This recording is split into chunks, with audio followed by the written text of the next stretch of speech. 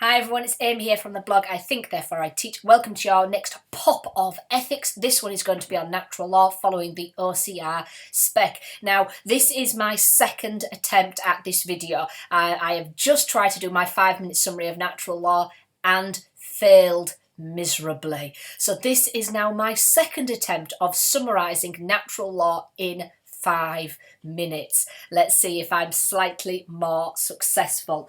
Let me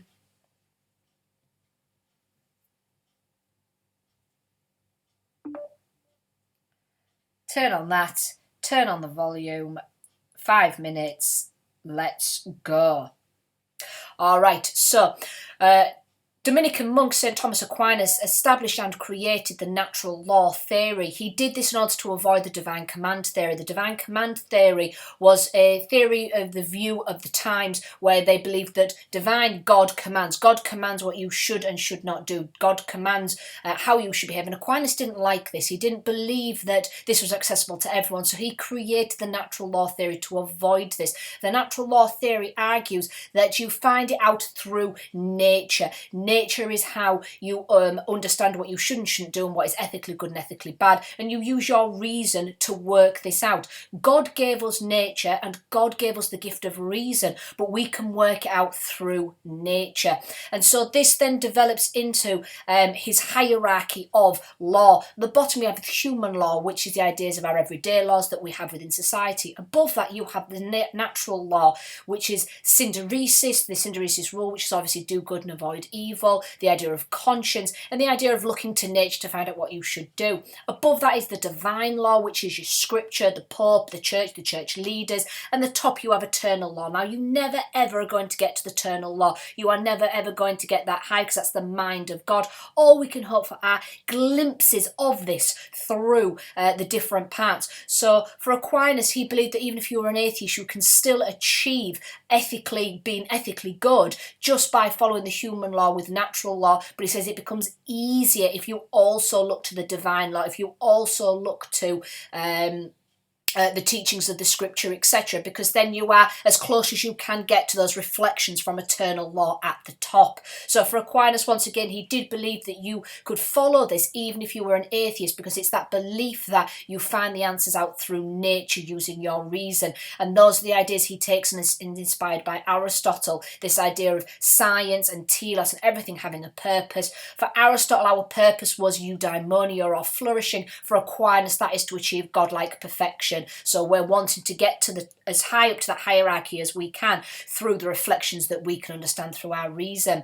And we sometimes follow apparent goods though rather than real goods. So sometimes things happen that we don't mean to. And this is because you believe you're doing the right thing. Obviously this is an argument based on deontology, so it's a deontological approach focused on the actions and intentions rather than outcomes. And so he says that sometimes you think you're doing the right thing, but a bad thing happens. That's because of an apparent good. A real good is when you think you're doing the right thing and it achieves that purpose and it gets you one step closer to godlike perfection. So we want real goods, not apparent goods. And so he gives the 5 primary precepts in order to help. These are things you have to remember. There are 5 fundamental laws set in stone: preservation of life, reproduction, order, society, education, and worshipping God. And worshipping God is again an extra. It just helps you through that process, but it's not necessary. Preservation of life and reproduction are the most important, but order, society, and education as well all help within that flourishing society.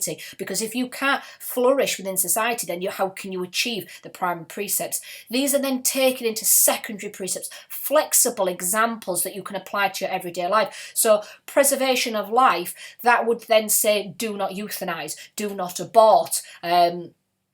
Reproduction, do not use contraception. So the secondary precepts are the examples you can take from this.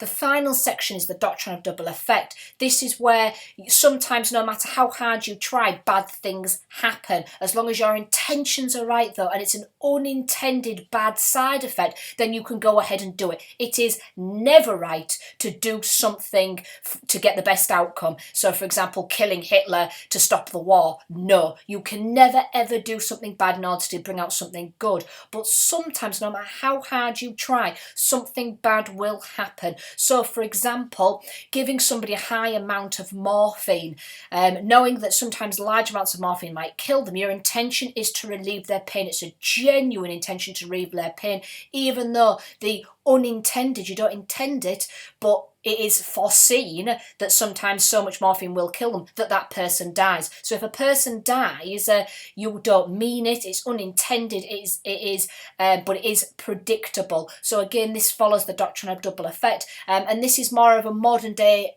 adaptation of the natural law theory, certainly taken by the Catholic Church. The Catholic Church, who are very, very inspired by natural law. A lot of what the popes have said over the years is taken from natural law teaching, certainly the primary precepts.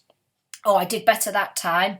Oh, I have 4 seconds left. So that was definitely, I think there must be more for natural law. Ooh. That's better than the last one.